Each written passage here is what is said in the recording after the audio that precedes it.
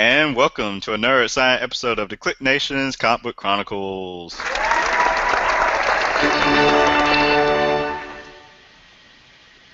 I am your host, Tim D-O-double-G.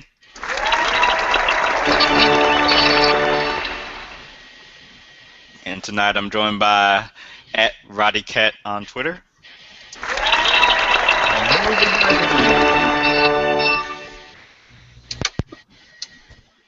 With noise in the background from someone. Also have @Agent_70 on Twitter. What's up, everybody? I'm back. And we have @PCN, and he's gone.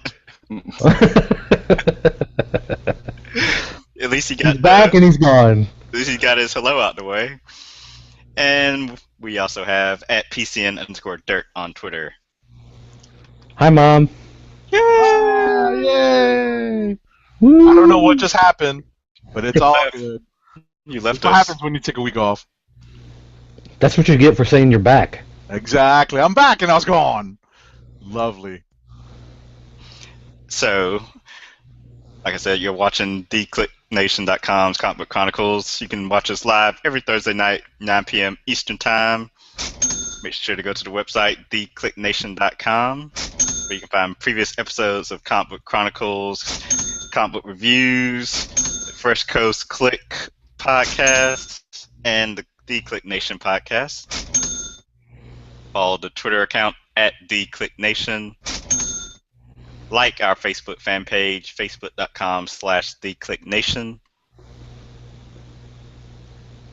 You're muted. Ding! Add us to your Google Plus circles. Just search for KLIQ Nation. Subscribe to the YouTube channel, youtube.com/TheClickNation.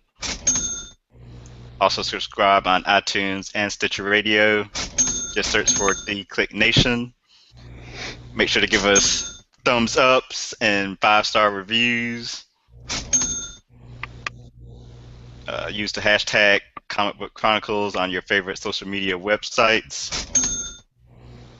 And if you ever have any feedback you want to have read on a future show, send that on over to theclicknation@gmail.com. And a reminder that we are a part of the Cold Slither Pocket Network. Many thanks to Classic Materia for putting this on there, and there are a lot of new shows being added to the network, so stay tuned. Alright. So, I guess before we get to the news of the week, let's remind everyone that the fall 2014 TV schedule started back this week, or in some cases last week when you were watching. And in comic book related things, we had the Gotham premiere on Fox. And we also had Marvel's Agents of S.H.I.E.L.D. Season 2 premiere.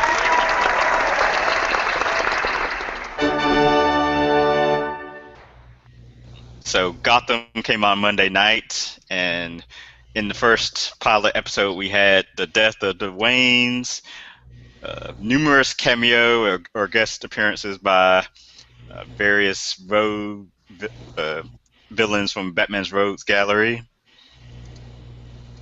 and basically a pretty good episode in my opinion. I enjoyed it a little bit. Yeah, I thought so too. There was a couple of things that seemed a little, I don't want to say out of place, but it is what it is. But it was actually a pretty good episode. It was very action-packed, a lot of stuff going on. Okay. That was kind of my problem with it, actually. That was too much? There was too much going on for the first episode. They tried to just cram for something to introduce everything. Yeah. Yeah, they put every character possible in it. They had everything, every situation that they could run through. They put in there. For me, like, I don't know. I didn't hate it. Like, it wasn't the worst thing on television, but I didn't think it was great. Like, for me, it just kind of fell somewhere in the middle. I felt it was a little too fast-paced. I thought Harvey Bullock was a little too animated. Okay. A little too over the top, like he should have been, I don't know, grumpier, I you know. can see that. Well, this A little I more guess it's supposed to grizzled. be a little. Yeah, I can see that. But it seemed like it's supposed to be like a younger Harvey, so he hadn't Well, got to yeah, the but where we know him.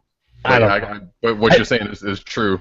I felt like he's a character who's beaten down by life, and that starts with him as a child. That gives him that outlook Yeah. on life. So, and then I also felt that a lot of the stuff got kind of hokey, where like they go to track down a suspect, and of course the suspect's daughter is Poison Ivy.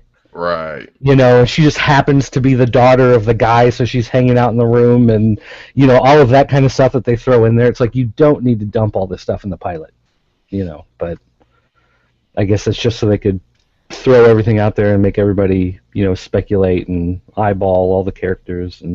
But I thought Cobblepot was a standout character. Yeah. Like him, as far as the sniveling weakling guy who's really secretly kind of masterminding his own stuff there, I thought he came across really well. You have a guest star. Yeah, get off me. Hey. He or she can be a part of the show too. This is Nikki. This is Nikki, our rescue cat, and nobody else is here, so she's climbing on me at the moment. She's right at home, it looks like. Mm. And here comes my dog. She's not my cat. She's my kid's cat. I don't own you. Go away.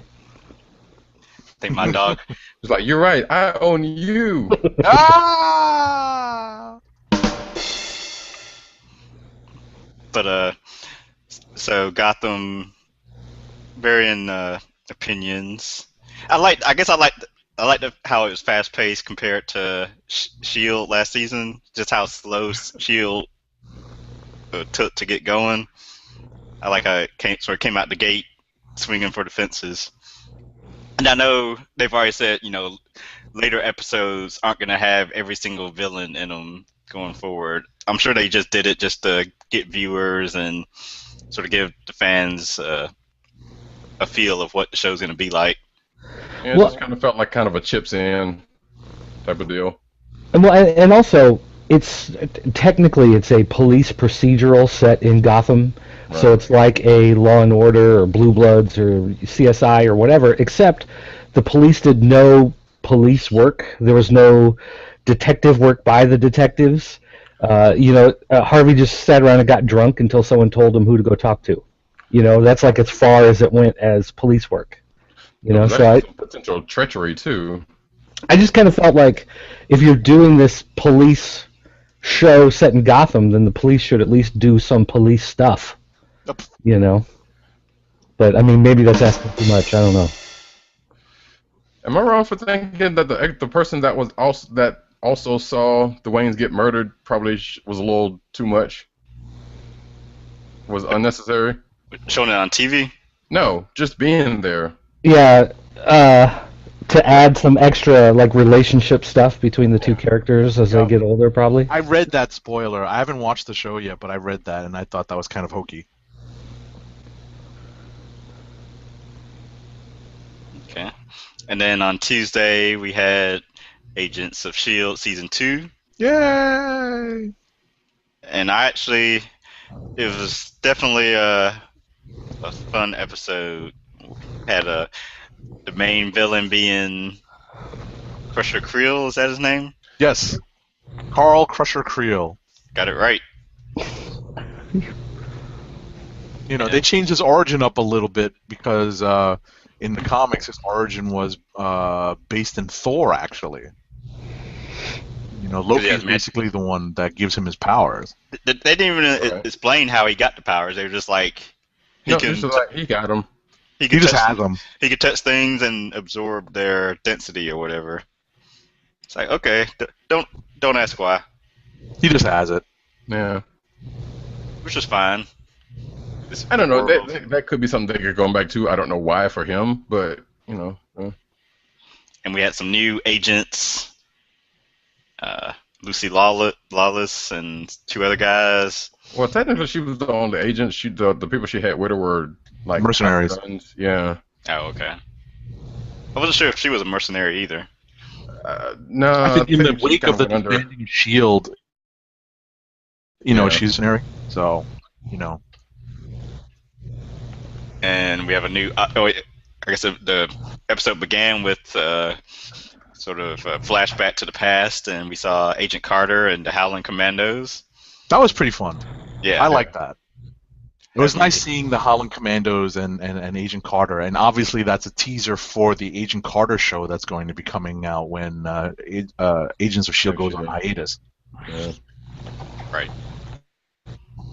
So, and then we found out where the previous cast members, we picked back up with them, saw sort of their statuses, and with Skye now being a full-fledged agent, and Ward being held prisoner, and Fitz and Simmons. Well, Fitz. We don't know what exactly Simmons was actually doing. Right.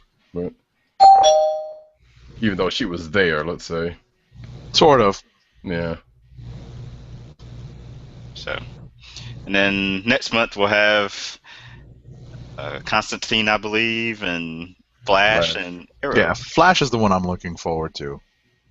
When does Walking Dead start again? Next month also, because it's set to premiere the weekend of New York Comic Con. So the cast of The Walking Dead is going to be at New York Comic Con. There you go. Which is also next month. That's right, October 8, 9, 10, 11, 12. 8, 9, 10, 11, 12. They've expanded it to 4 days. It's mind-boggling. More money, more money. Yes, that's right. And more things to see, more all sorts of things. I don't think this is actually in the news, but sort of transition in the news. Cons were a big discussion with our cosplayers taking money away from. Which wasn't really the point that she was trying to make, Right. but that's what Bleeding Cool made the headline about, so nobody actually read the article and everybody started freaking out about cosplay. Yeah. I've read it. The point of the article was that artists, comic creators are not, they're basically far from breaking even when they exhibit at a convention. In fact, most of them, or at least a lot of them, are losing money, based on how much it costs to rent a table. They just aren't able to sell enough either commissions or product that they bring to the convention in order to cover their costs. Well, and part of the point, it's the idea that comic book conventions are becoming less about comics, which is something that we've talked about before, talking about Wizard World and some of these other shows that Definitely. you go and the key marquee people are the actors from Walking Dead, or some guy who was on a sitcom, or the car from Back to the Future, or stuff like that, which are kind of on a tangent to the comic book industry, or maybe somewhat related, but they aren't writers and artists and publishers. Right. And we've seen the big publishers, Marvel, DC, Dark Horse, have pulled out of a lot of cons. They don't even set up a booth anymore. Right. Some of your smaller publishers may still set up, but when I went to Wizard World Chicago, like Zenescope and Devil's Due Press were like the only people that had tables there. Otherwise it was just energy drink people and video game people, and the industry booths were not the comic book industry people. They were just games and toys. And I think that's partially due to the fact that they're Wizard World conventions as opposed to some of the other ones.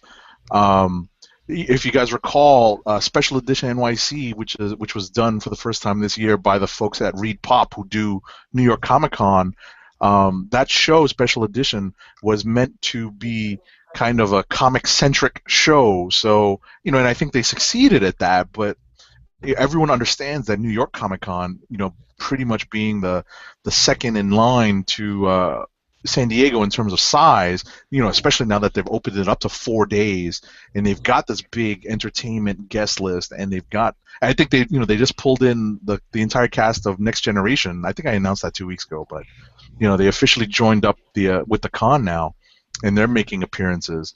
But everyone recognizes that New York Comic Con is definitely much more split if not more entertainment centric than comic centric. So I think everyone sort of recognizes that going in. So at least one, or at least some of the organizers of these cons, understand that people want to see things that are more comic related. But getting back to the point of the article, I've talked to creators before who talk about not making enough money at shows and not covering their costs. This is nothing new. It stinks because if you're spending what, $50 a pop on an autograph for like a star, what percentage of your budget is that at a con? Are you spending too much on things like that when you could be buying commissions or original art or original pieces that are being sold by these creators? Yeah, well, one of the things that Dave Dorman has a Facebook page, and after his Right. wife posted it, everybody freaked out. So he started posting on the Facebook page, and a lot of people were responding back to him. And one of the things that I said was, if you're selling a book at your booth, I probably already own the book. I probably already got it. And I don't buy artwork at conventions because by the time I get it home, it's going to be ripped or folded or stained or something. No convention I go to is in my town. I have to go at least an hour and a half away. If I go to Chicago, it's 3 hours away. You're talking the drive up, the drive back, the parking, the walking to the location, everything like that. Plus the time you're there, you're carrying the thing around with you. So I'm not going to buy a sketch or a piece of artwork or whatever. I might order it online. A lot of times when I'm at a convention, if I see someone whose artwork I like, I'll grab a business card or I'll snap a photo and I'll check out their page later on. Right. But when I'm at the con, I'm not going to buy it. Right. My approach is slightly different because the cons I go to are generally here in the city. My approach might change when I start branching out to cons that are further down or up or down the East Coast. But generally with New York, I'm okay carrying stuff around. Most of my sketches go into a sketchbook. Prints, you can get like these plastic sleeves that you can put them into, and you can carry that around. And it is awkward. I agree. But even then, you need something to put that in. Correct. Because that's not going to fit in a book bag. Right. So you either carry a portfolio around, or something.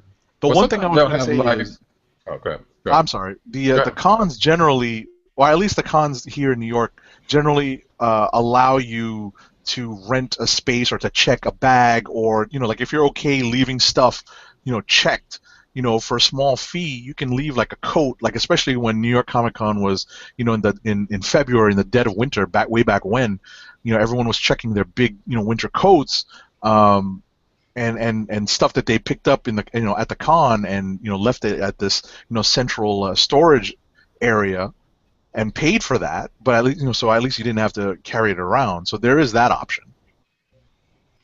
Right, and I was just about to say that there'll be places that sells like big bags and whatnot. Although you wouldn't want to do that. I mean, that's not always a thing. Advisable, right? Yeah, because one, you could bring your own bag if you really need to do that stuff. But again, like Dirt was saying, you really don't want to always carry that stuff a while. Mm-hmm. But as far as artists are concerned, some of them are doing like art books and whatnot. Now you may or may not want that. Like a sketchbook, like a small sketchbook. Right. But that doesn't really do the writers all that well, because as you said, they're probably selling books that you may already have. So, yeah, that's the big hubbub in comic book convention news. But let's see what else we have to discuss. Supergirl gets series commitment from CBS. A lot is going to be TV movie news, of course. Fox taps Gary Whitta to write Starlight screenplay. That'll be Starlight, the Mark Millar Image book. So if you've ever watched The Book of Eli, he wrote that. He was also a game journalist before that, and internet personality. Okay. Report of Warner Brothers closing in on a Suicide Squad director. Okay. Long Beach Comic Con to announce the Dwayne McDuffie Award.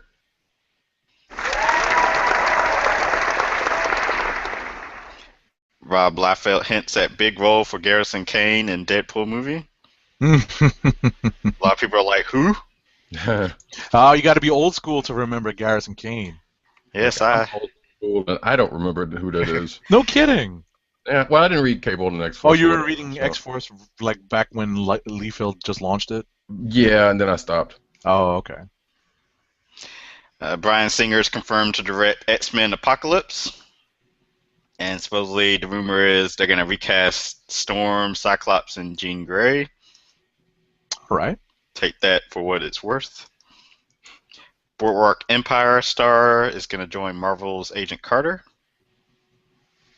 The Bendis boards are shutting down. So, I wonder if people even still went to the Bendis boards. So there was a little talk about, the people that kind of came up through there, artists and writers and whatnot, and it sounds like yes, sort of, but I don't know how much, like maybe here and there, but I don't know at this point. That was my first time actually hearing about this board, well, not first time, but probably the most recent time and within the last year, I guess, hearing about it. All right. I skipped the. Okay, Bendis reveals more PSN's Powers cast, and aren't they gonna do something at New York Comic Con for that? They do have a presentation. Things are there's a panel schedule up now, but there are things are still changing over over at New York Comic Con. So I'm not sure what they have going on. I think they have the cast up. I'm going to pull up the website now and see. Yeah, they'd already announced most of the cast. These are just other people that's going to be in there. Like there's only like two other names, excuse me. Right. 3 other names that wasn't known already. But all right, cool. Powers, you don't really know who these people are anyway. That's funny. Okay. All right. My CW gives The Flash a vote of confidence with additional script order. Which doesn't necessarily mean those strips are going to be made. It just means that they're going to go with the original. I think they're going to go with the original 13 and see how it goes and run from there if they see it comes off. Which you got to feel like that's probably going to happen, but you never really know. Okay. And ready for a real-life Avengers Academy? A university creates a Marvel movies course. Why didn't they have courses like this when we were in school? I'm sure you're going to get a small elective credit for it. That's right. It's the easy A. Jeez, man. Well, exactly. Like, depending on how well you write your final paper, maybe. Right. All right. And the other news we're going to talk about we can actually save for comic book discussion. Yep. I just jotted it down so I wouldn't forget. Dun dun dun. Agent 70 read a lot this week. Cool. So let's kick off with which DC book. I guess should we discuss both important books at the same time? But then I guess they don't really tie together, do they? Wait, there was more than one important DC book? Wait, there wasn't an important DC book? I love it when Dirt finds himself ripping on DC. Well, there was Superman Doomed #2 and Futures End Booster Gold #1. Really? Booster Gold was important? Supposedly. I read Booster Gold. I don't remember what was important in Booster Gold. Let me open this link that Newsarama had up.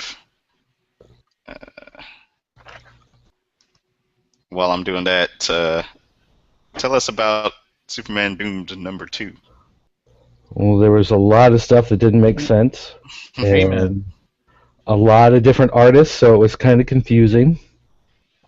And a lot of Brainiac messing with Superman's head, so showing him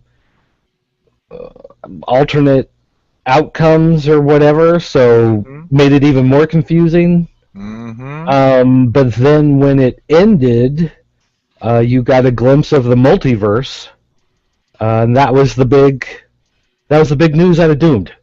Pretty much. It was really nothing to do with Superman and Doomed, but having to do with Brainiac and the multiverse.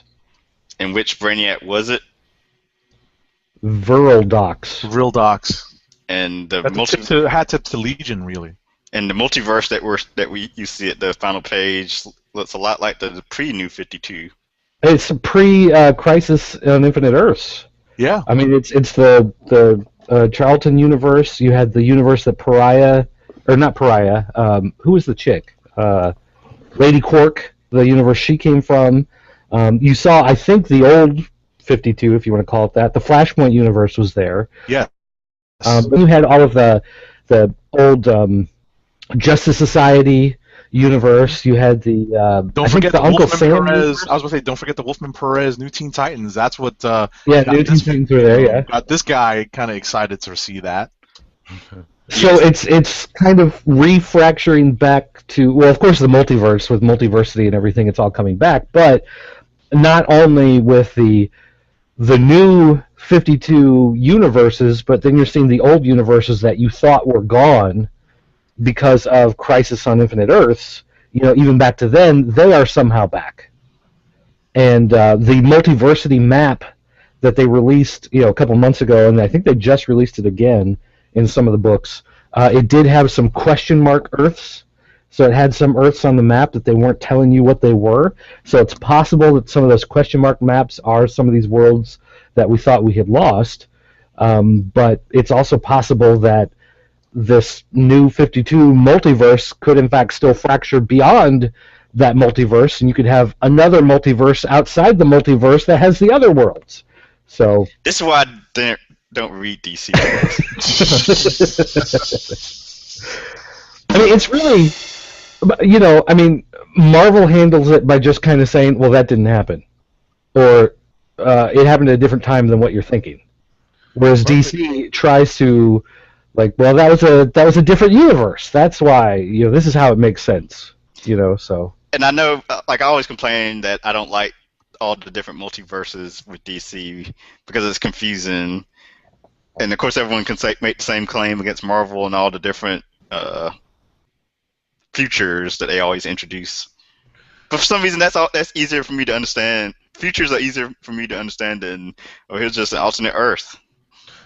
Well, I think that part of that is probably because how many times has Marvel changed the universe as opposed to DC with this? I've brought this up time and again, the crises they've had, or the folding and the blowing back out of the universes, and now they're just pretty much going weapons free on everything.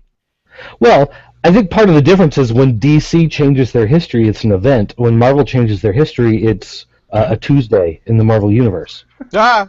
I mean, because that's really, how many times have they done some sort of joke where they say something to J. Jonah Jameson, where it's some event happened. Well, didn't you cover the Kennedy assassination? Well, how old do you think I am? It's but you did. Weren't you there when Nixon resigned? Well, I'm not that old, kid. Well, yeah, you kind of are. Punisher was in Vietnam. They did a crossover with Vietnam, with Punisher in Vietnam. Now he's an Iraq War vet. It's just kind of. It's elastic, and we go into it knowing that. That's the thing. Yeah, but that's also when it gets kind of confusing. It's well, didn't you two have a relationship? Well, sure, but that was before West Coast Avengers. Well, when was West Coast Avengers? Oh, that was 2 years ago. It's what? Wait a minute. Right, but at the same time, what's funny is that I've gotten more and more acclimated with the elastic, Marvel timeline. We've had this discussion before where now, they're saying that Cap wasn't thought out until after 9/11, right? So, you hate to say it's if Frank Castle was a Vietnam vet, how old would he be, and how old, what I mean? How would he still be running around doing what he's doing? So it's he wasn't frozen in ice, or he doesn't have a super soldier serum. So I sort of understand that. And if you're old enough to remember that Castle's supposed to be a Vietnam veteran, you're old enough to also accept, or at least interpret the elastic timeline so that, okay, another war has occurred and you can make him a vet of that war. Yeah, although it seems more of a revision than an all-out history change. Well, it's a history change to us, but it's more of a revision to people who are, new to the book, I guess. I don't know. But just to throw some fuel on that fire, though, what's going on in All New X-Men this month? They're in another universe. Yeah, Oh, they're in an alternate universe. Yeah. What's been going on in New Avengers? Well, Hickman Mumbo Jumbo. Mumbo Jumbo. It's an alternate universe. Alternate universe is out the wazoo. That says Mumbo Jumbo, damn it. The 52 universes of the New Avengers. Or the 6,000 realities, right? It's the Avengers 52. Well, I'll actually in Earth.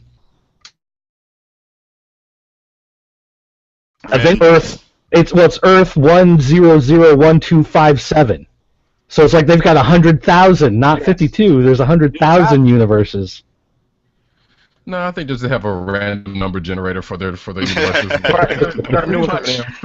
I would like to think that they're writing them down so they don't, so that they can actually go back and reuse the ones that they like or not. I guarantee you, there's a wiki entry or a message board page that has every single universe in Marvel books. Someone needs to keep it straight. Conan the Barbarian was part of the Marvel Universe, so he's a Marvel Universe, but now he's done by Dark Horse. He had a crossover with Gru, so now there's some sort of line connecting Gru to Rocket Raccoon. Someone's going to be trying to push for that crossover. Okay, so let me go back. So that was in Superman Doomed. Let's get the Booster Gold. Yeah, what happened in Booster Gold? What's so important about Booster Gold? So it says, yes, this Booster Gold is special. He's being sent against his will through time and through other universes. Yeah, I mean, that is true. He does... the first universe he lands in at the beginning of this book, he drops right into the middle of the Gotham by Gaslight universe. Yes. And then when he's pulled out of it, he's like being held captive by these robots that are trying to figure out how to get to his universe outside of the regular universe, and he finds that it takes him a while to realize that he's jumping not only through time, like to see the Legion of Superheroes and whatnot, but he ends up on the Charlton Earth, and he sees the old Captain Atom, and the old Blue Beetle appears, and he ends up in the world of Kamandi. I think that's how you pronounce it, right? Yeah. Come the on, last boy on Earth. Yeah. So he's also doing the multiple universe shifting as well as being pulled through time. The problem is you don't really know who's doing it, and the reason why they're doing this is because they want to figure out how to get to his headquarters that's outside regular time, but you don't really know why, and you don't really know a whole lot about what's going on. So it's just kind of one of those things where this is some sort of piece of the puzzle issue that's going to fit into the crossover somewhere at some point, but you don't really know how, and you don't really know when, and you don't really know why. So this book, like on its own, if you go, hey, I like Booster Gold, his old series was cool, maybe I'll check it out, this feels like issue 12 of an ongoing series, and you don't have 1 through 11, So that's kind of the problem I had with it, was just how do you say that this makes sense or it's important, because you have no idea where and how it fits into anything else. DC, everybody. Yeah, Hickman Mumbo Jumbo in DC. So I guess that can transition over to New Avengers 24, which I almost tried to review, but ran out of time. So if you read last issue's New Avengers, you know that Namor has gathered a new evil Illuminati, aka Cabal, consisting of it's Terrats, but isn't it a Terrats from another universe? From an alternate universe. Yeah. Yeah. No one ever points that out, but so No, they call him Terrax the truly enlightened. Yeah. Is that what they call him? Yeah. Yeah. Or they said in front of the book they do. Right. That's how they try to differentiate him from the 616 Terrax. Okay. So him, you have Thanos, the chick that's Maximus from the other universe, the Black Swan. White, Black Swan. Black Swan, Maximus, the Inhuman, A and couple of people from Thanos' crew. Yeah, Corvus Glaive and Proxima Midnight. Yes, thank you. So they're going around doing the dirty work that the Illuminati was scared to do, aka destroying Killing other people, planets. Yeah, and Namor losing his nerve and goes crawling somewhere Somewhere. Somewhere. for to ask for help. I think it's safe. It's in the preview pages, so it's safe to say he goes to Latveria to seek Doom's help. Doom. I'm not gonna lie, I love how that part played out. Say again? I said I kind of love how that part played out Oh, yeah. because he was like kind of went there and yeah, spoiler. He got denied for. Nice. I thought this was good. I really enjoyed this, and I loved. Was it when they're trying to make Professor X beg to be Right. killed? And that by the way, just let the record reflect, that was Earth 71202. So 71,000 Earths at least. And you notice they're killing X-Men because Marvel hates the X-Men now. Hey, it makes me smile too. So you know. Hey, That's funny. But we got to see Black Panther make his move. Yes. So it was good to see that, you know, what he had been planning and what he was up to. We get an idea kind of behind what Doctor Doom is really aiming for. He's got more on his plate than just simply denying Namor. Mm-hmm. Yeah, we get to see another villain we haven't seen in a minute. At least I haven't seen in a minute. Yeah, we haven't seen him in quite a while. And we get a map of the multiverse in Doctor Doom's office. We do. I thought that was funny. I'm glad that you mentioned did that. I miss that? Yeah. Yeah. Yeah. Like the parallel. Basically, it's a map of the parallel Earths and how they're connected. I Familiar. got a kick out of that. I immediately thought of that multiversity map Let me look at this. that they published. It's like the next to last page. I had a screenshot of that. I forgot to bring it in, but I'll find it. So I'm glad you mentioned Black Panther, Dirt. So, Marvel seems to love decimating yeah, Wakanda. Yeah, that was the problem. That was the problem for me. Yeah, didn't we just see this in Avengers versus X-Men? Yeah, it's like, hey, the world's against Wakanda, and it's in shambles, and you know. Oh, and I we don't got think to stoop to this. it was.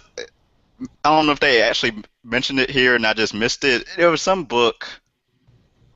Was it Mighty Avenger? It was some other book I read this week, or maybe it was an article on a website somewhere. They said that the Inhumans invaded Wakanda. They did.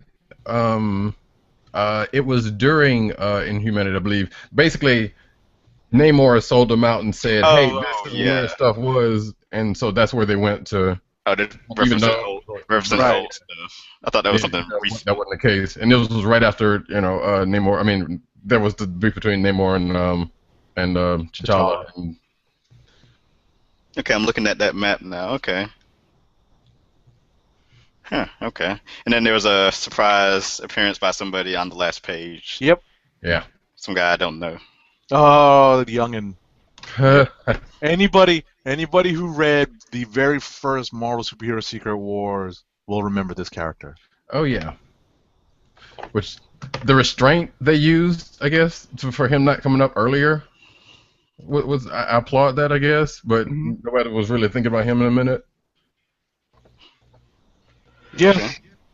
Well, anyway, I really enjoyed the issue. I thought it was It was great. good. Yeah. Since business has picked up, to quote Jim Ross in the Avengers books, they've been enjoyable. So the whole 8 months later, for some reason I thought that after the 8-month time jump for this month and Avengers 35 and New Avengers 24, I thought in the issues going forward they're going to go backwards and work back up to this point, or are they just going to stay 8 months ahead and keep going? I think they'll probably end up back at some point, but they just want to say, hey, look, we're here right now, and then we'll work our way back, I guess. Well, they're going to build themselves up to the point far enough in the future where Batman Beyond goes back in time to stop the Brother Eye satellite.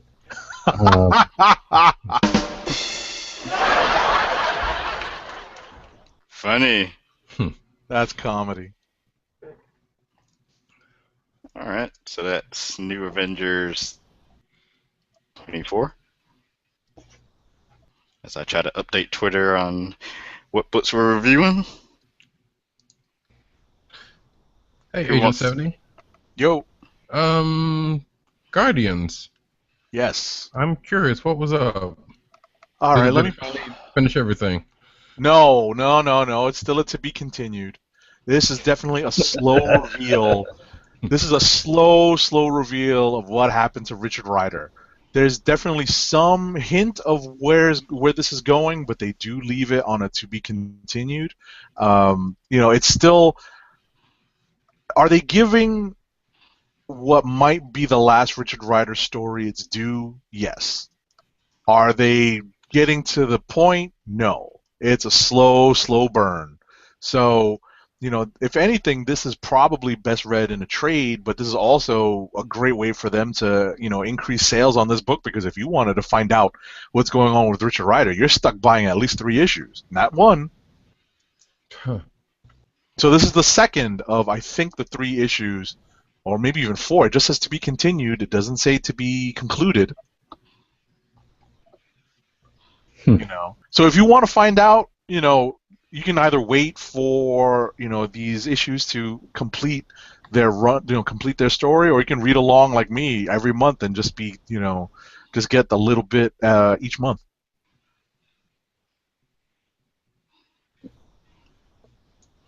It's good. I liked it. Yeah, this was one of the ones I accidentally read last week, so I didn't remember too much of what happened this week. Except that the story, of course, as someone pointed out, it's another example of Bendis dragging the storyline along. Definitely. Which is why I waited to read it. Could have been told in probably 2 issues instead of 3, but no, it's going to be 3 or 4. Damn it! Okay, you got to make a trade out of it. No, I think it'll be 3, because then I think they got the whole Planet of the Symbiotes thing coming up. All right.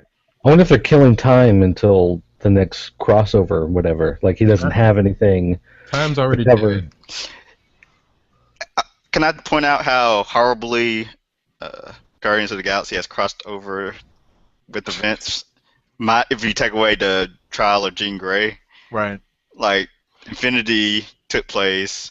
They're supposed to be. They're the Guardians of the Galaxy. They're supposed to protect Earth. They did a terrible job at that. They showed up right at the end, right? Yeah, they showed up at the end and helped the Sword. Look, that was a movie, man. All right, they had. You knew the movie was coming.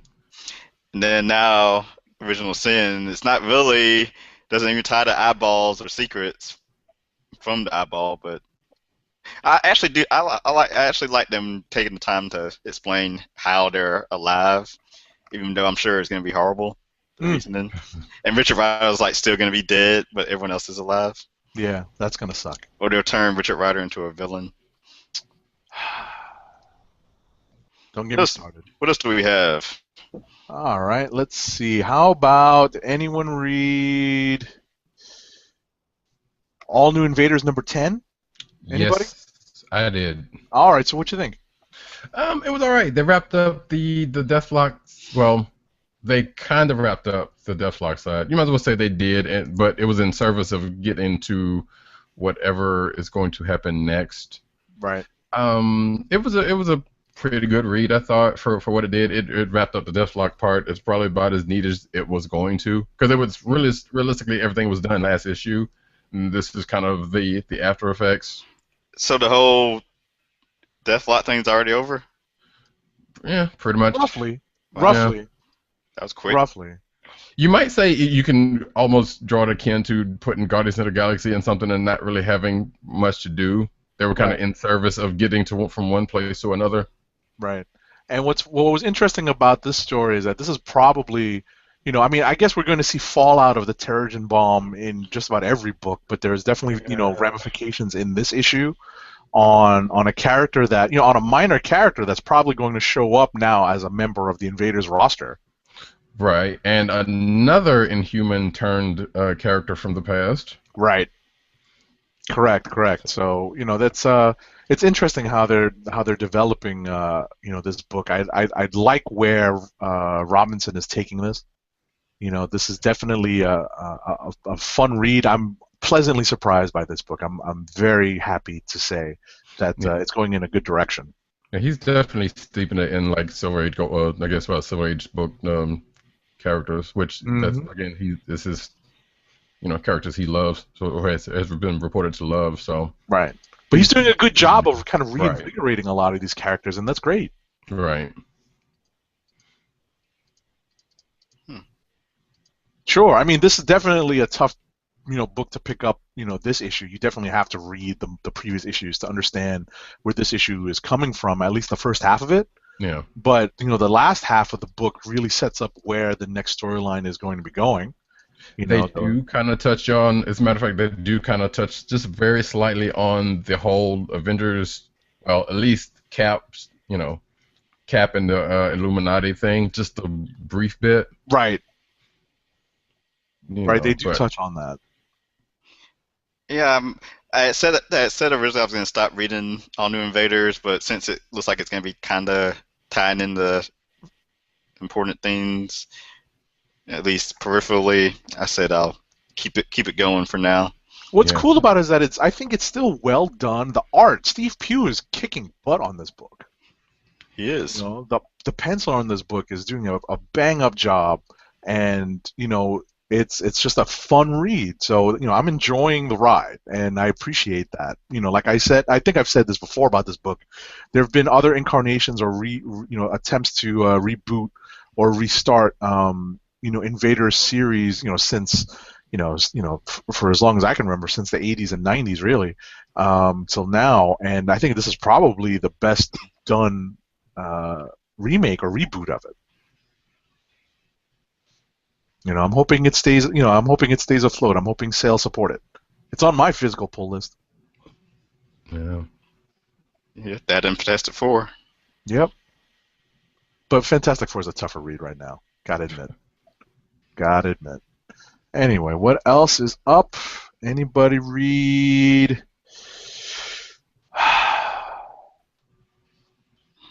See, Guardians we hit. All the Invaders.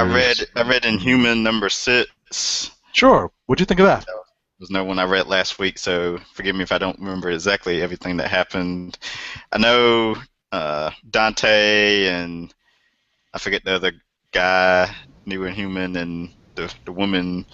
They got they I guess snuck back onto New Attilan to search for Dante's sister. They charged the Unspoken, I think that's his name. Mm-hmm. And one of their friends got killed, and they were able to defeat the Unspoken. Right, rather easily. I thought that was but it makes sense with the power set of this particular group of new humans. I was kind of disappointed that this guy went down like that, but at the end of the day, it made sense. In terms of in terms of the power set that he was being confronted with. So, they used that to great effect. And basically, the end of this book, there's a direct, to be continued at this, at the end of this book, because they're talking about the current whereabouts of the former king of the Inhumans, Black Bolt, and his mad brother Maximus. And it's funny that they don't. I guess they reserve the fate of Black Bolt to be revealed in the Inhuman book, as opposed to showing Black Bolt in. Is he in New Avengers 24? Did anyone see him in there? No. Right. So they reserved his fate to be revealed in this book. Which kind of makes sense. Right. You want to save that for. Gives Inhuman something to deal with, because that's like been the shadow or the cloud hanging over the book is, where is Black Bolt? Well, I guess everyone thinks he's dead, but we know he's not. So eventually he has to make his triumphant return, assuming it's triumphant. It's a good way to put it. Good way to put it. All right, what else? Anybody read Loki, Agent of Asgard #6? I started it today. I didn't finish it. I was about to say it's another book involving the ruler of Latveria, Mr. Victor Von Doom. I thought this was pretty interesting. There's a lot of basically back and forth between Doom and Loki. There is a side story about some subjects in Latveria who are having a fairly in-depth discussion about freedoms and being a citizen in Latveria. While Loki and Doom are having their tete-a-tete. Ultimately, there's a little bit of I found it to be a little Hickman mumbo jumbo-y. Did you get that sense? Where he was talking, where he was talking about a belief system and how, and how he was able to kind of limit Loki and limit his powers by dealing with pausing his narrative. I thought that was a little mumbo jumbo-y. I ain't get that far yet. Okay, I'm sorry to spoil. Spoil! That's fine.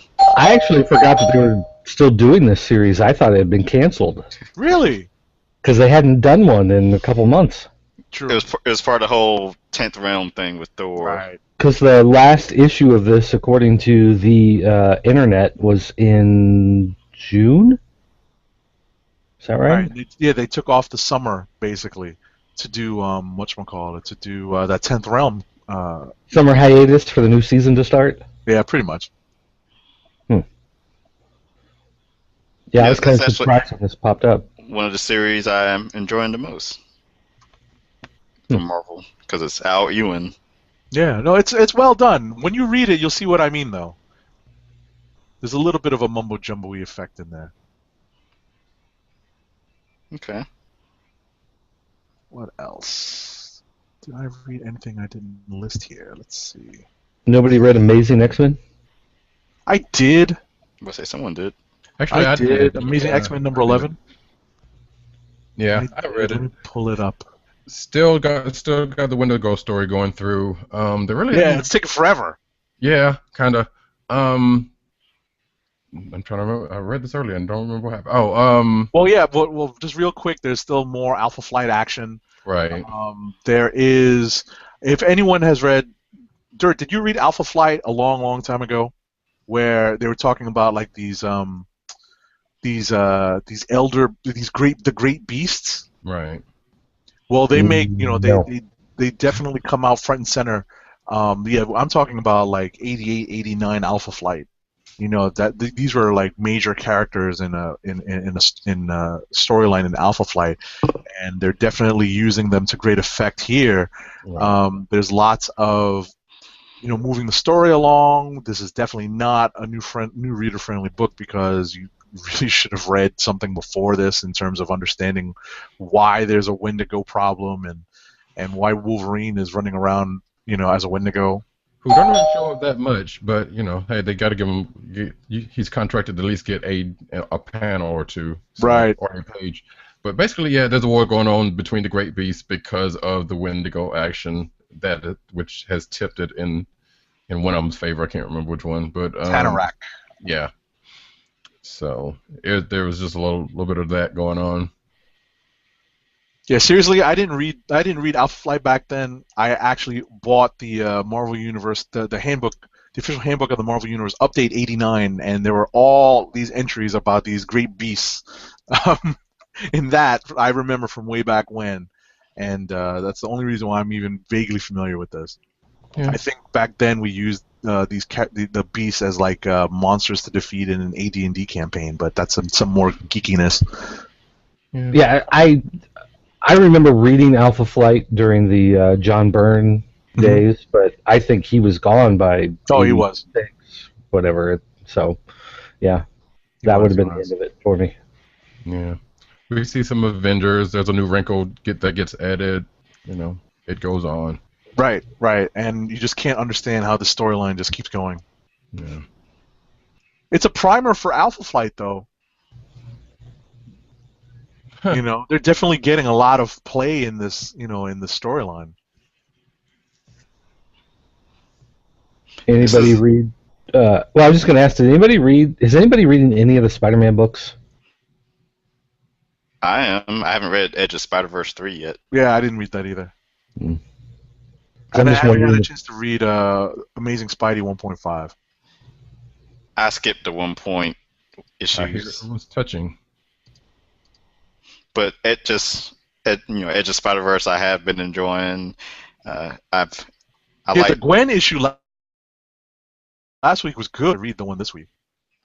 I like Dustin Weaver's art, so hopefully his writing is decent as well. And then there's 2 more issues after this one. Did anyone read All New Ghost Rider #7? Really? Well, I just say that because with Tradd Moore not on it anymore, I don't even know if I want to keep going with it or not. Well, Damian Scott's art is pretty good. Yeah. It's definitely stylistic. I'm enjoying it. I've met Damian Scott. He's pretty cool. And what's funny is that he never even let it slip when I was talking to him at New York's Special Edition NYC that he was going to get this gig because he was probably working on it right at that time. I'm enjoying the character, and if you read the last issue, you'd know that we're finally going to see some interaction with a historical Ghost Rider. We'll put it that way. Oh. The one on the horse? No, not that far back. Oh, okay. But a historical Ghost Rider nonetheless. Maybe, maybe two Ghost Riders back. That's mildly spoiling.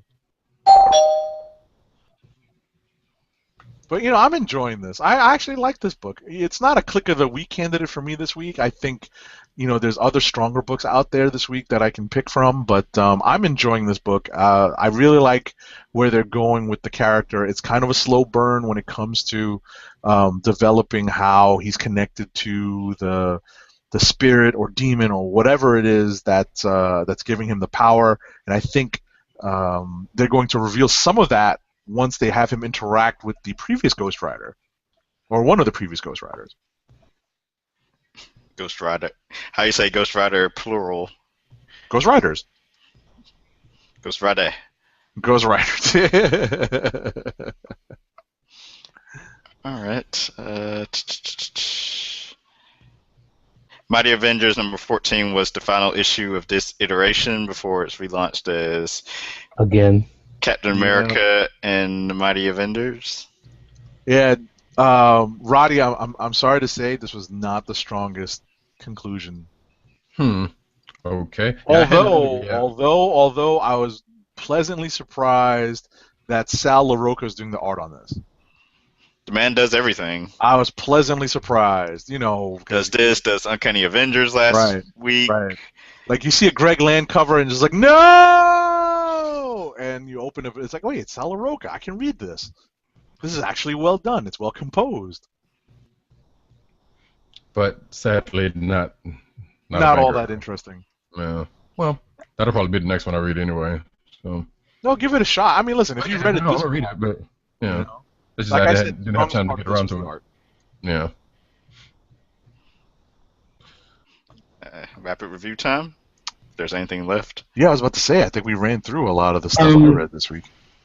Well, here, hold on. Let me talk about a book here real quick. So Dirk's got some off the radar book to. Yeah, like I'll do futures in a rapid fire because we don't need to get too in depth on a whole lot of those. But I do want to point out some small press stuff and whatever that I read this week. One of them is Future Proof.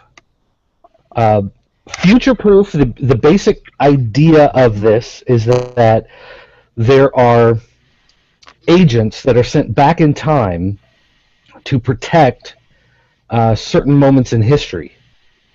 And they're sent back because other people before them who discovered time travel went back and tried to change things in history. So they have to go back and basically preserve disasters and make sure that these terrible things happen so that history will continue to flow the way it's supposed to. So like this issue, for instance, you see JFK assassination on the cover. They're going back to the assassination because somebody previously had gone back in time and tried to stop it, so they have to go back in time and kill JFK to make sure it happens. And so you get caught up in this whole time travel and conspiracy and everything, because what they've actually done is looked at a lot of the conspiracies about there's a guy with an umbrella and there was a guy behind the grassy knoll who worked in a train station and he saw somebody that he couldn't explain, whatever. And so they take all these bits of these random conspiracies and work it into their story about these time travelers popping in and out and causing these things to happen. So I thought it was a lot of fun. I thought it was good that they used some of that actual conspiracy stuff as part of their story, to make it fit. If there was any one weakness, the artwork just feels a little too loose a lot of times. I don't know the inker on top of the penciler, or if it's a time issue of trying to make sure they get the book out on time, what the deal was. But I think if the artwork could tighten up a little bit, but I thought the story was really good, and I enjoyed that a lot. So cool.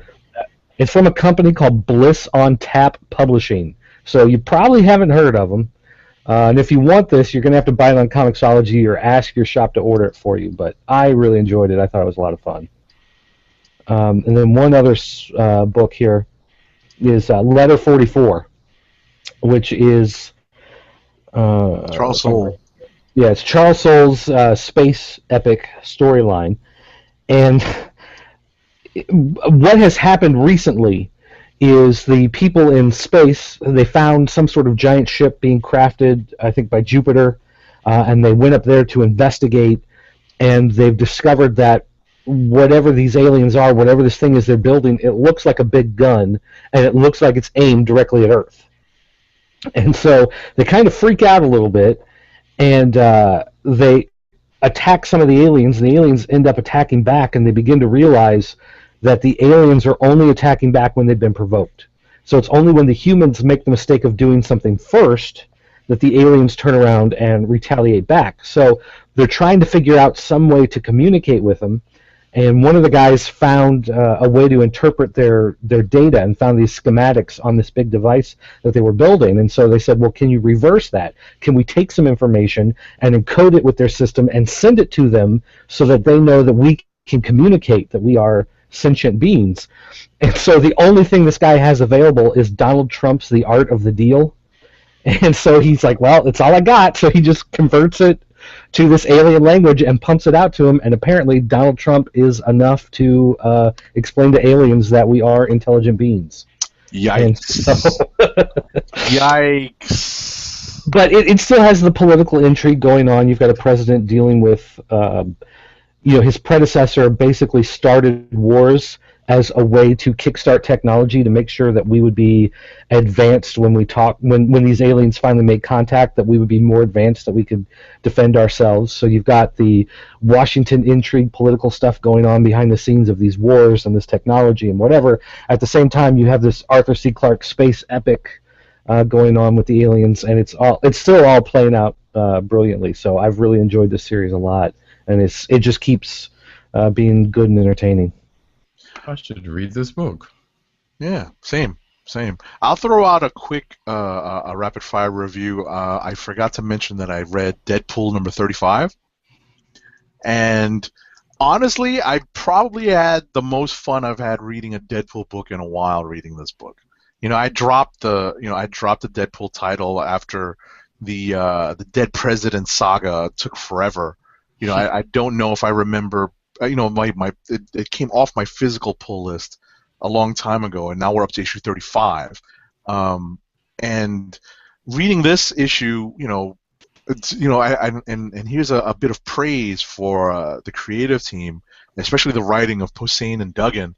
They're making, after reading this, it made me want to go back and find out how a lot of the stuff that happened in this issue happened.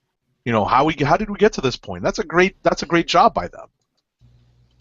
How did we get to this point where, like, literally, spoiler alert, a former major Marvel villain is taking over a spider, an antique spider slayer to go after Deadpool, and it's just lots of comedy. It's it's one of the funniest things I've read in a while. So, like I said, it made me want to go back and dig up some of the previous issues to see, how we got to this point. And that's a pretty strong that's a strong selling point. Yeah, it's a series I need to start getting into. Actually, I'm glad you said that because that reminded me of another series I wanted to talk about that was super funny. Is that Bob's Burgers #2 was out this week. Ah. Yeah. And I actually laughed out loud. Like, there were a couple times I was reading this, and I blurted out a laugh, and my wife kind of looked at me like I was weird. I love this show. Like, this is my favorite animated show on Fox. I don't watch Family Guy. I don't watch Simpsons anymore. I only watch Bob's Burgers. Okay. So this comic is written by the people who work on the show, and so you not only get like 2 or 3 stories in the issue, but then you also have stuff where, like, Bob is one of the ongoing jokes of the show is that he always has a joke burger written on the dry erase board that's like the burger of the day. So it would be like the "Thou shall not dill." And it's like, dill pickle special burger. I don't know, something. I'm terrible at making up puns on the spot. So Gotcha. Anyway, but it'll show like a page out of his notebook where he's working out some of these funny names, or it'll have a page out of his daughter's notebook where she's drawing a picture of herself touching the butt of the boy who works in the restaurant across the street that she has a crush on. There are these little things just kind of mixed in between the stories as you go through. So it works not only as just a funny comic, but then it's also a good complement to the TV show with stuff that would kind of be going on in that world, even though it's not necessarily telling you a story. It's some sort of like artifact from the show. So I enjoyed it. Like I said, I laughed out loud a couple times at it. So that's definitely made me happy today. Cool. All right. So Anyone else? They're doing Good. quick ones. Oh, you got some Are quick we ones? there? Go ahead. Rapid fire. Sure. G.I. Joe #1. Yeah. I'm going to go ahead and skip to the end of this and say that this is written by a novelist, and you can tell. This is that I'm saying Very that wordy. a bit, and I'm saying it's a good reading though, but it is a good read. There is not much action in it, per se. Well, no, there's you straight up say there is no action in it. However, there is. It's pretty much set up. What they did was they took bits of the last storyline, which nobody probably read but me, and fed it back into it. They basically said, "Hey, okay, Cobra's now a peacekeeping force. They are public facing, which kind of had that Swerve." Yep. Yeah. I mean, they were kind of touching on that the last volume anyway. But this is basically like, okay, we need to disband. The Congress is basically saying we need to disband the Joes. Cobra's out there doing, peacekeeping stuff. There is, they got Scarlet in front of Congress, so it is that kind of a book, or it seems like it's going to be that kind of a book where there's going to be a lot of. It reminded me of Tom Clancy. Yes. Where you have the Senate hearings and the backroom deals and It is exactly that. The posturing. So there hasn't been any action yet, but it feels like the Tom Clancy type of thing where someone's going to be assassinated, someone's going to freak out, make a move against another country, and then you're going to start having people shooting at each other. Right. So basically, both Cobra and G.I. Joe has their public-facing views, the way the public sees them, and they're dealing with that. They, like I said, there was a couple of storylines that they kind of took and kind of, I guess, advanced, because at the end of the last volume, there was this one Cobra agent who was doing a PR that pretty much defected because she wanted somebody to get her kid out, but now she's working with them again because her kid didn't want to go. And they aged the kid up, and I think they aged the other Joe, the new G.I. Joe, and they may have changed her name. I'm not entirely sure that's again Joe's trying to fight to stay together. Cobra's going into other countries, helping them out, and G.I. Joe's going undercover trying to still fight them because they know they're bad. But yeah. Well, that was another thing that I enjoyed. They were talking about, well, you've got a computer specialist, and this group is trying to steal that person. Right. And you've got somebody that can do this, and this group wants to steal that person. And it's like that was one of the things about the Joes is that every Joe was supposed to be the expert at their field or their weapon or whatever. So now it makes sense that once the threat has passed and there's no reason for that team to be there, then everyone's coming in and trying to pluck members out and snipe them for these other projects and tear them apart, and that makes sense in a real world, real politic type of way. But yeah, but it was an enjoyable read. If you like that if you like that, just pick this up. Interesting. Also, I have what? Go ahead. Oh, I thought somebody was saying something. Storm number. Hey, what number was this? 3. 3. Much thing to say about this is Storm goes back to Kenya. She has some memories there. She also meets up with an old flame. Old flame. There's some issues that get hashed out, and that's pretty much the issue. Well, what's funny about this is that their history obviously goes back a little further than 8 years. Indeed. So it's kind of funny to think that that history's been compressed. Thinking about how far back the history between these two actually goes. Right. So I'm looking forward to reading this. I actually have this on my physical pull list this week, so I'm going to try to read this. I was hooked when I saw the cover. Yeah. Like it touches on their past and kind of sort of feeds into what's going on, why they were there together, Gotcha. So it was nice. It was good. Good. Looking forward to reading it. All right. Anything else? Time to run through some Futures End books? Go for it. Do it. I have to? All right. You don't have to if it's that painful. No, okay, all right. Red Lanterns. This really nothing to do with Futures End necessarily, except that it's of course set in the future. But Guy Gardner is now a Blue Lantern. Yeah, right. And he is working to destroy the Red Lanterns. Wow. And so basically the team, something has happened in the past, and most of the members of the team were killed. And so he is now working with, what's her face with the wings? Whose name I can't think of at the moment. Anyway, the two of them are working together to collect all the other rings, and she is pulling all the rings onto herself, and he is there basically as like her spiritual guru guide, whatever, to make sure that she doesn't flip out too much on the side of red. Atrocitus is gone, thank goodness. But it's one of those where the story was entertaining, and I enjoyed it. It made sense in the context of the book as it is now, projecting out into the future for a storyline, but nothing to do with Future's End. We had let's see. Oh, okay. We had Booster Gold, which we've talked about already.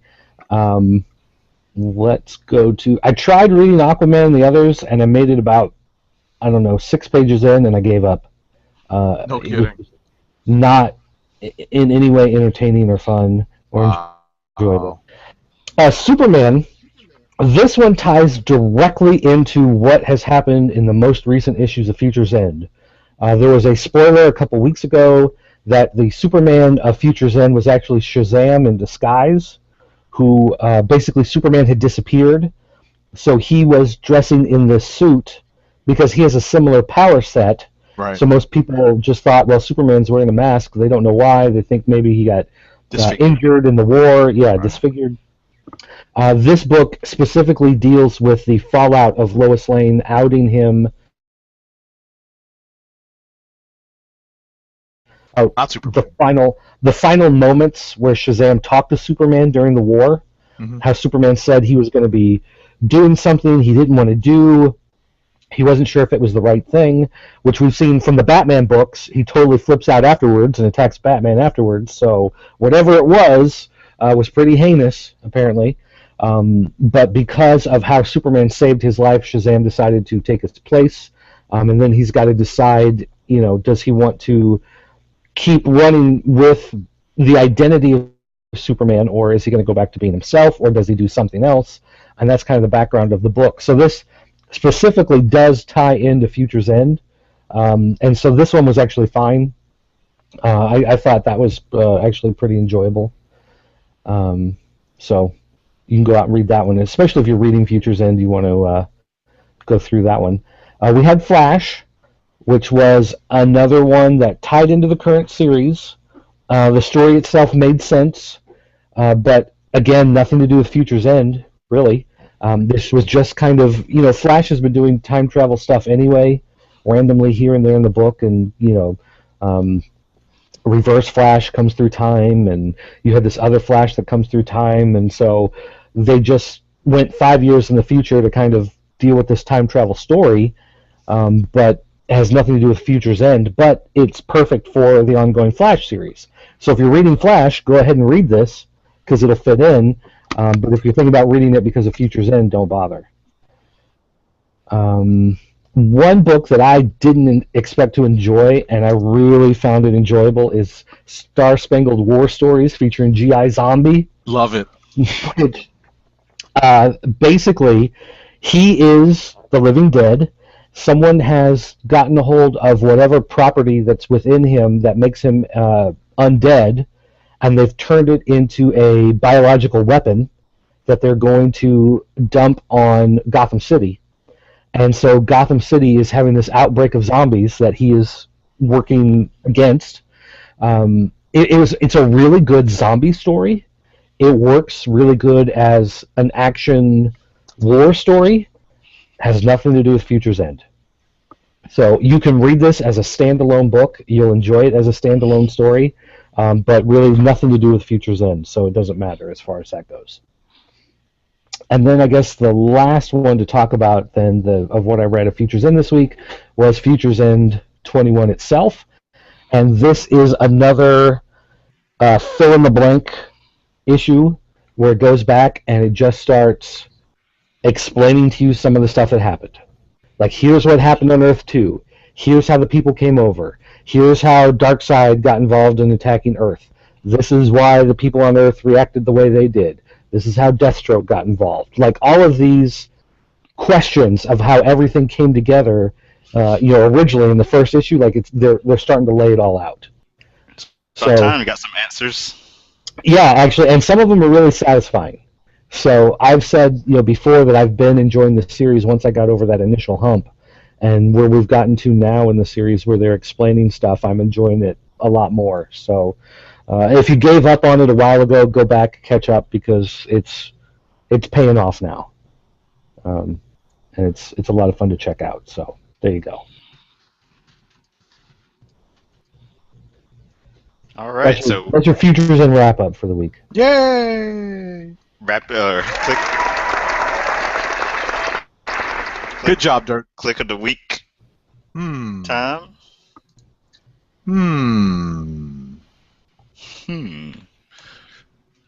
Here we go. Look at my list. New Avengers 24. I'm putting that out there for mine. Nice. It's a good pick. It's a good pick. Baseless for that part with Namor and Doom. So. Marvel's Multiversity.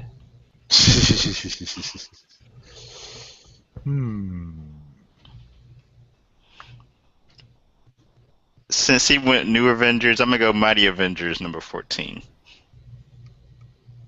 Really? Yeah, I thought it was a satisfying ending to the series. So that would be mine.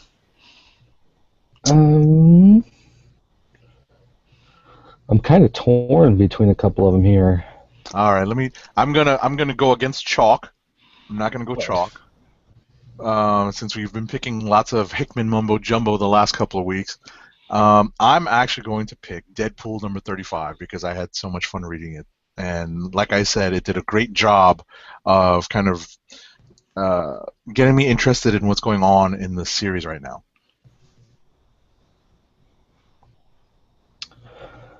Surprise, surprise, surprise.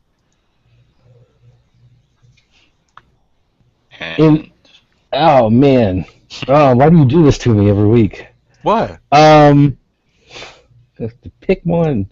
You know what? Here's what I'm going to do. I'm going to pick one that we didn't talk about yet, but had a lot of fun with it.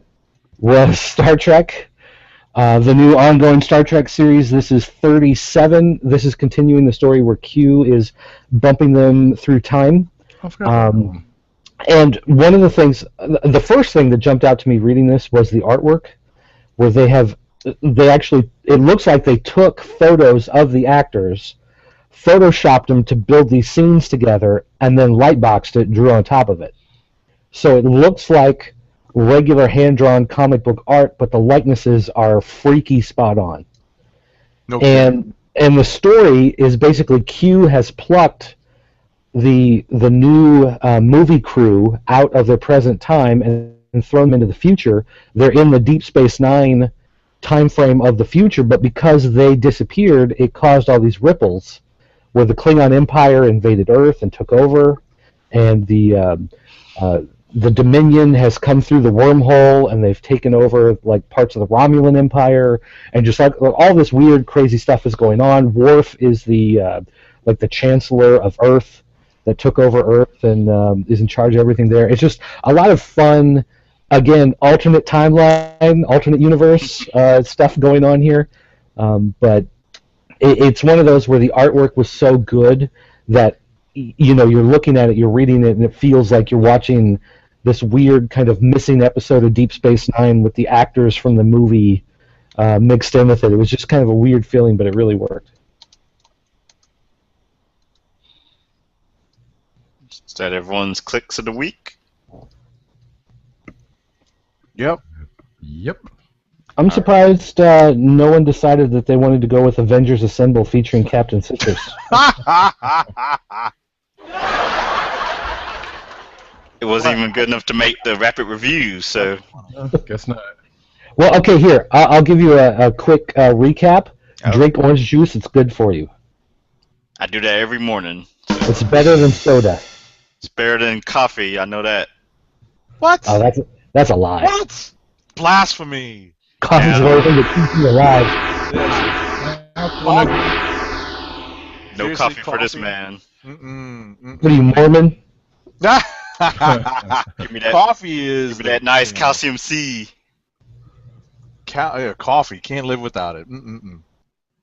All right, so I want to thank everyone for tuning in to tonight's episode of Comic Book Chronicles. And if you're watching on the video or audio replay, again, make sure to go to theclicknation.com. Follow us on our individual Twitter accounts. I'm at TimDOGG98 and at theclicknation. Dirt is at PCN_Dirt. And make sure to check his website out, popculturenetwork.com. RowdyCat is at RowdyCat and at NewsNerdsNeed. And Agent 70 is at Agent_70. Nice. Oh, Anyone yeah. watching on videos enjoying Roddy breaking out the new Marvel Disney Infinity figures. So as he gets a chance to play it, he will give his thoughts on it on future episodes. Absolutely. Sure. So have that to look forward to. So with that, we will say good night, Comic Book Chronicles, and we are signing off. Peace.